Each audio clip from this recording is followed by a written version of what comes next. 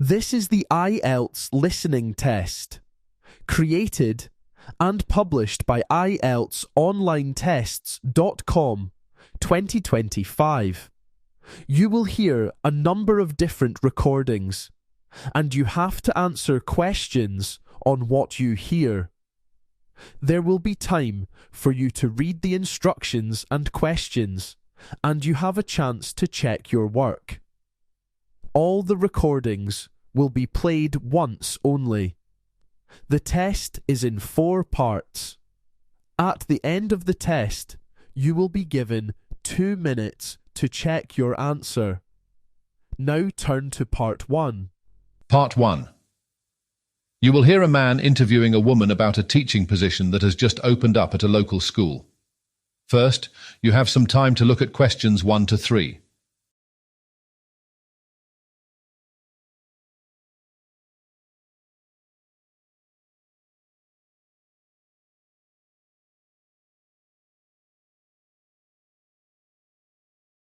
Now listen carefully and answer questions 1 to 3. Hello? Hi, is this Alyssa Long? Yes, that's me. Hi Alyssa, this is Tim Evans from the Employment Consultancy. I have some details about a job that I think might interest you.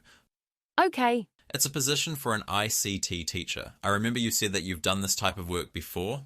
That's true. I used to teach a computer science class at a cram school here in Essex. Sure. Well, this would be a full-time role at a school during the daytime. Is that something you might be interested in? Definitely. Could you tell me exactly where the school is? It's located at 44 Charlton Street, which is near the cathedral. Can you repeat the address again, please? Sure, it's 44 Charlton Street. Let me spell it for you. It's Charlton. Oh yes, I know where you mean now. Good. Now about the job. You'll be working with students from grades 6 to 8.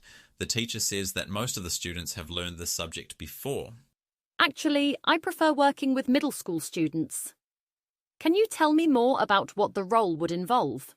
Well, you'd be responsible for creating and implementing an engaging curriculum. They did say that they have lesson plans and materials which you can use too. Right. Well, I've done this type of thing in my previous role. In fact, I found it very rewarding to make my own lessons and observe the results. Before you hear the rest of the conversation, you have some time to look at questions 4 to 10.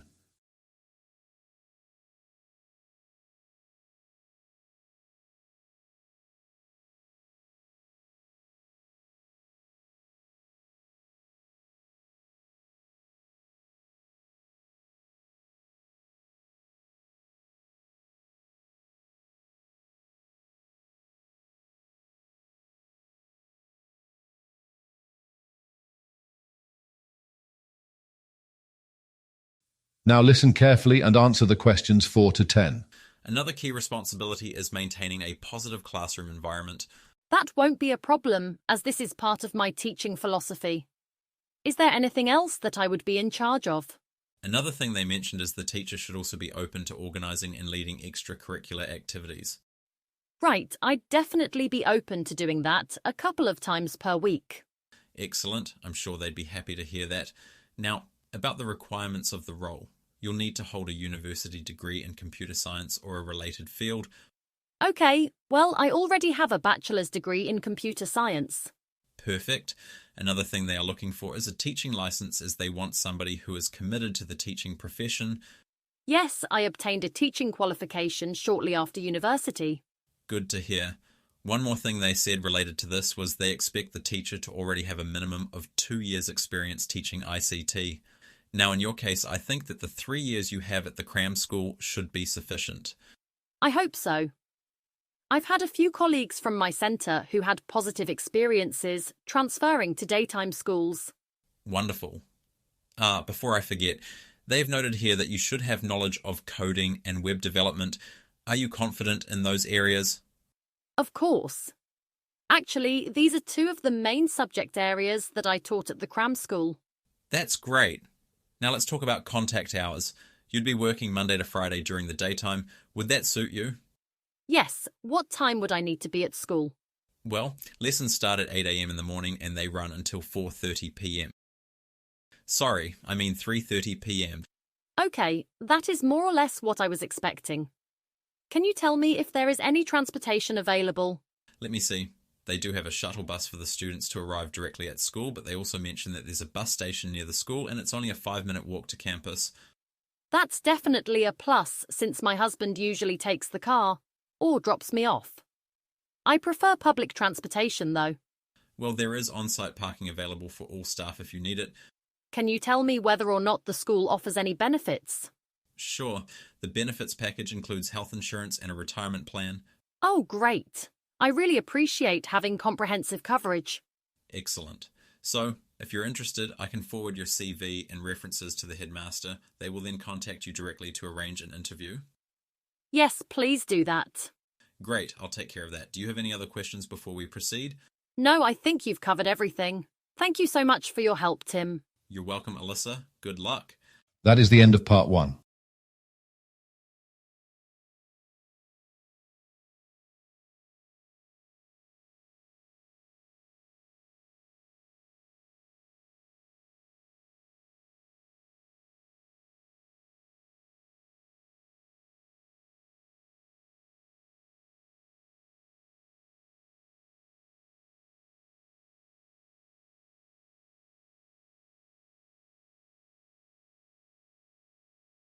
Part 2.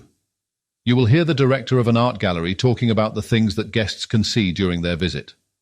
First, you have some time to look at questions 11 to 14.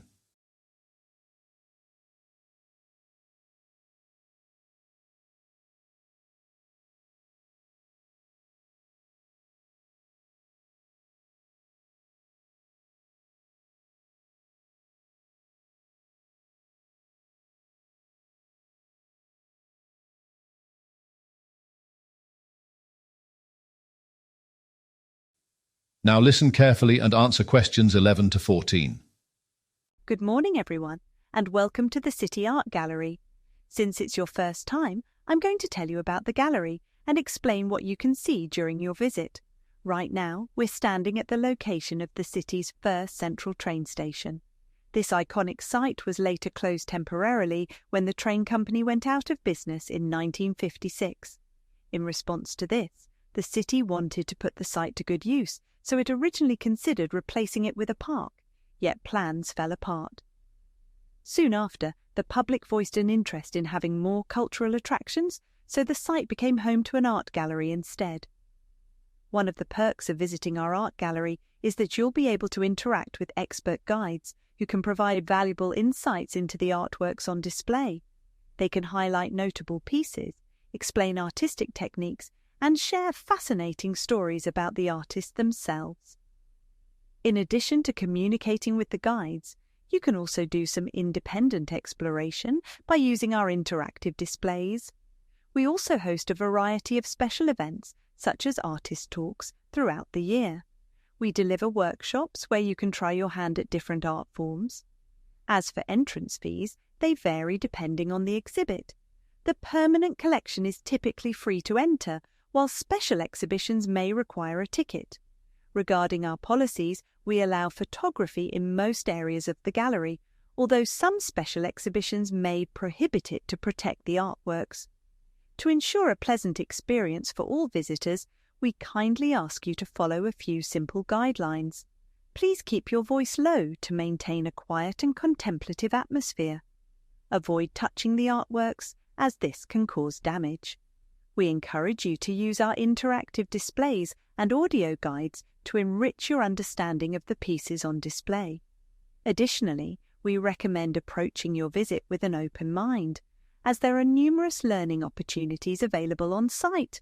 You can always conduct further research after your visit. Before you hear the rest of the talk, you have some time to look at questions 15 to 20.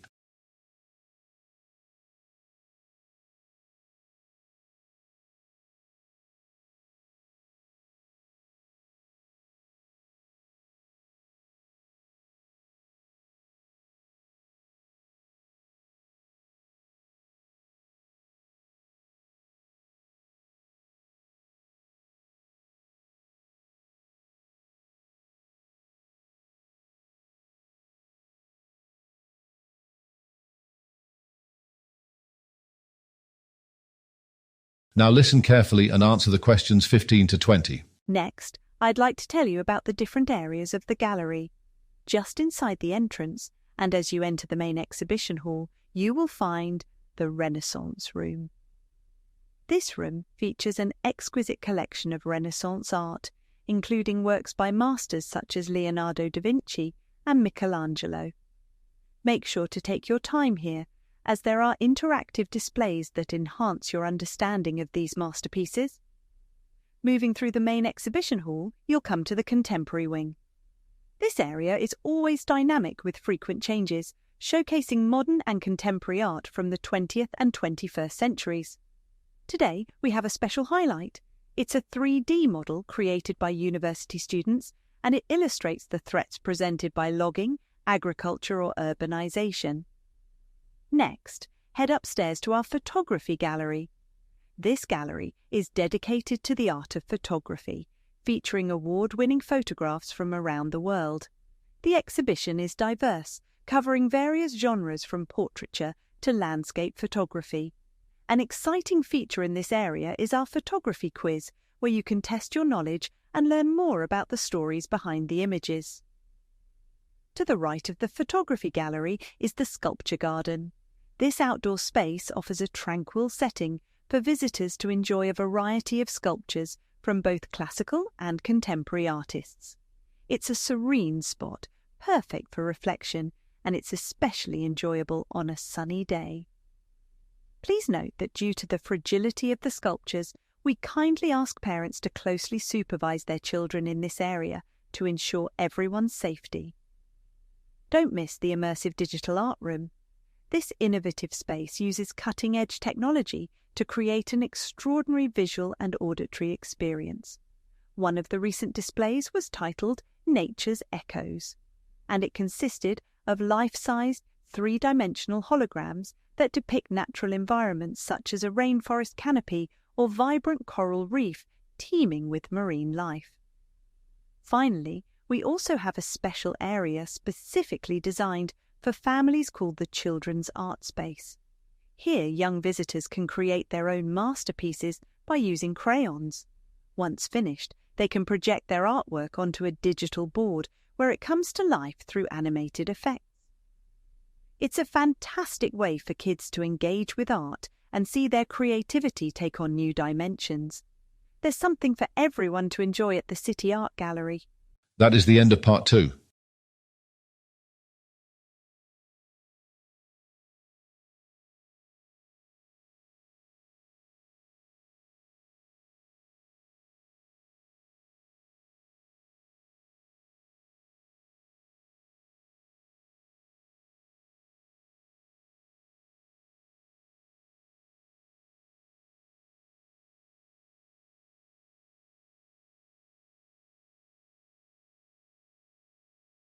Part 3.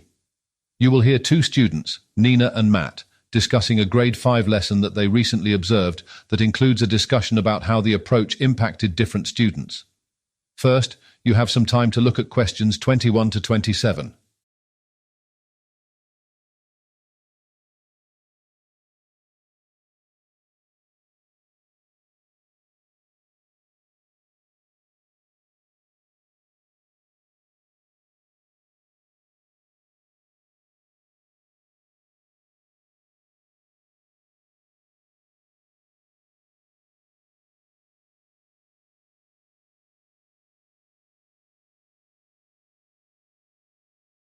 Now listen carefully and answer questions 21 to 27. So, let's discuss the grade 5 class we just observed. I was really fascinated by how the teacher used songs to help the students learn. Absolutely. They may not have directly been learning about history, but it was amazing to see the range of skills being developed just through creating their own songs. Did you notice how the students seemed to retain more information?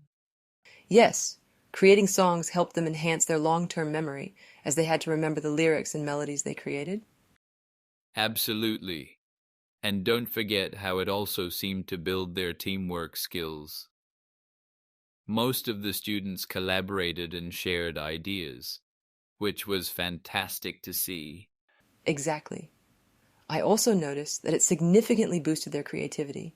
The freedom to come up with their own lyrics and melodies allowed them to express themselves in unique ways. True. I think this skill is so underrated. There's no doubt that teachers would greatly improve the futures of their learners if they could instill this skill early on. Now, let's talk about our observations of the individual students during the lesson. Sure, let's start with Randy. He really focused on understanding the lyrics he was writing. You could see he was trying to find the exact right words. I totally agree. Randy definitely enjoyed analyzing what the songs meant. And Sally, she showed a remarkable improvement in remembering the phrases through repetition.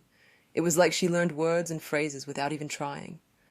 It seemed as though Jake struggled with the activity at times. He took longer to come up with his lyrics, but you could see he was deeply engaged in the process, which helped him focus. And how about Trevor? His lyrics were vivid and imaginative. You could see how much he enjoyed the task and how it allowed his creativity to flourish. Lisa was also noteworthy. At first, she was hesitant, but once she started working with her group, she really developed her teamwork skills. It was great to see her contributing and sharing ideas. Before you hear the rest of the talk, you have some time to look at questions 28 to 30.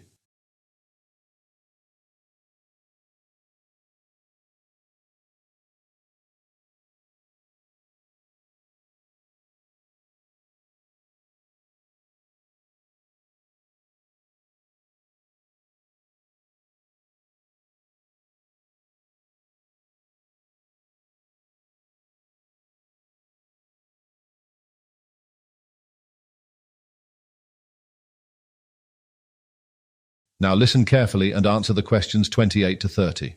You know, initially I thought preparing a lesson with music might take less effort compared to traditional methods. Yeah, you'd think that the teacher would basically be able to leave the students to their own devices. And motivating students to guide their own learning is definitely a benefit of this kind of lesson. I agree. But what really struck me as beneficial was how songs help students to activate different senses. The melodies and lyrics use their auditory senses, and if they visualize the stories they're singing about, it engages their visual senses too. Exactly.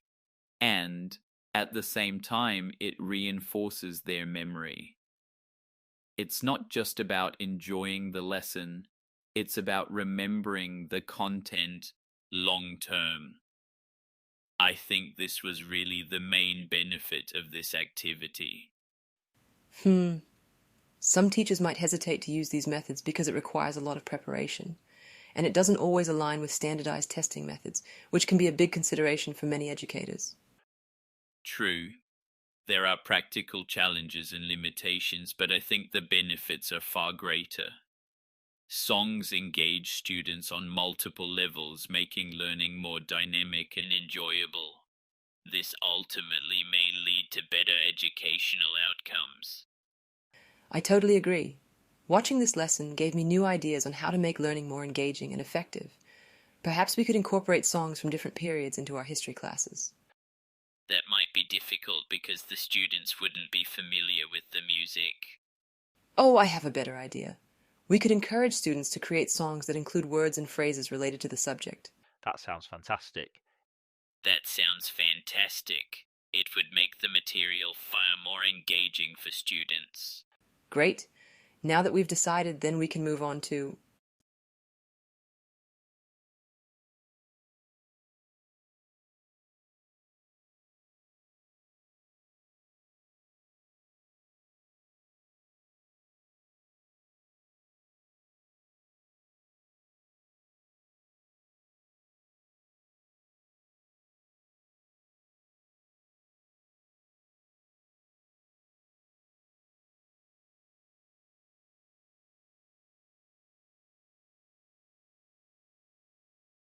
Part 4.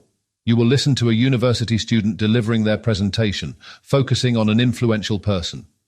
First, you have some time to look at questions 31 to 40.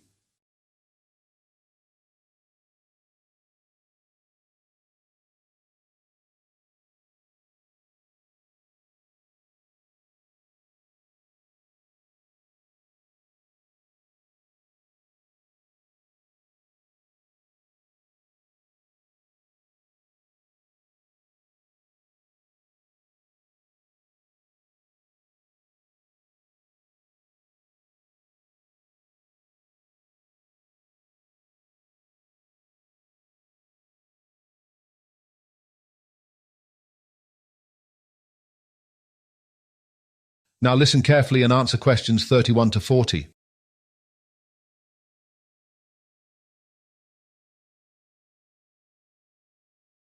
For today's presentation, we were tasked with sharing a biographical account about somebody who has had a major influence on our educational journey. So, I'm going to talk about the life and legacy of the renowned English novelist Jane Austen. Jane Austen was born on December 16th, 1775 at Steventon Rectory in Hampshire.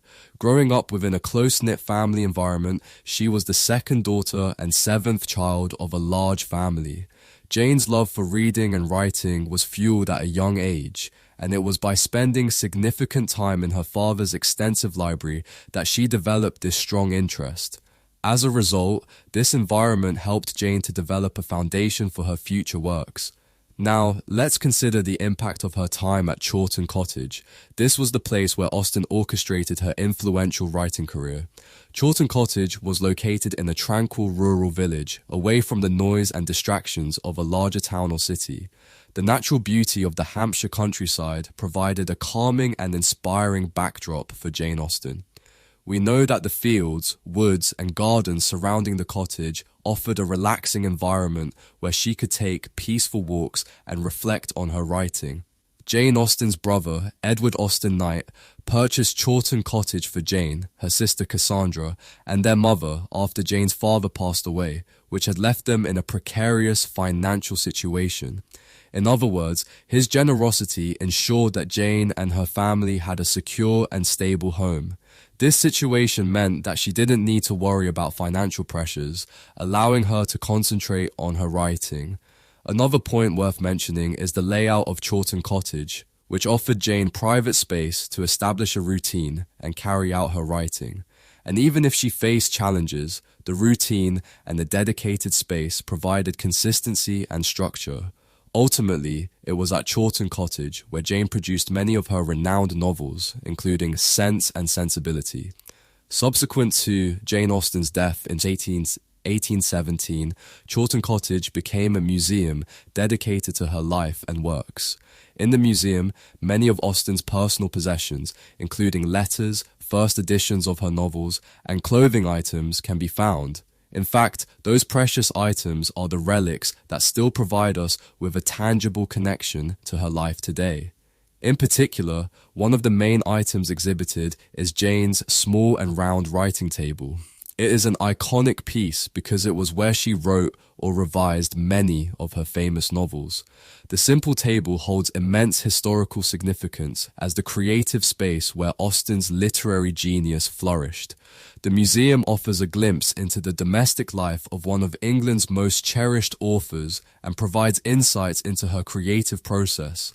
Standing out as a significant cultural and literary landmark, the Jane Austen House Museum attracts thousands of visitors annually who come to explore Austen's personal life and literary achievements. Today, the Jane Austen House Museum organizes educational programs and special exhibitions to showcase her significant contributions to literature. As we continue to celebrate Jane Austen's legacy, her life and works continue to inspire and captivate audiences around the world. Thank you for your attention. Does anybody have any questions? That is the end of part 4.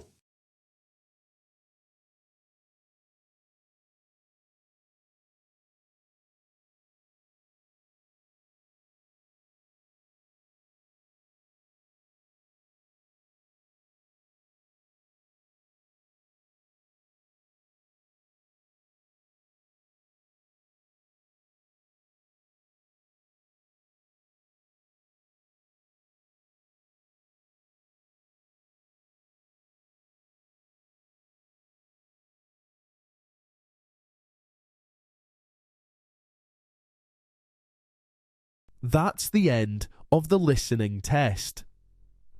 You will now have 2 minutes to check your answers.